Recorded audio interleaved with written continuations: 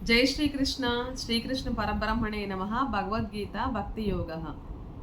ये तु सर्वाणि कर्माणि मयि सन्न्यस्य मत्परा अनन्येनैव योगेन मां ध्यायन्त उपासते तेषामहं समुद्धर्ता मृत्युसंसारसागरात् भवामि न चिरात् पार्थ मय्या వేసితచేతసాం.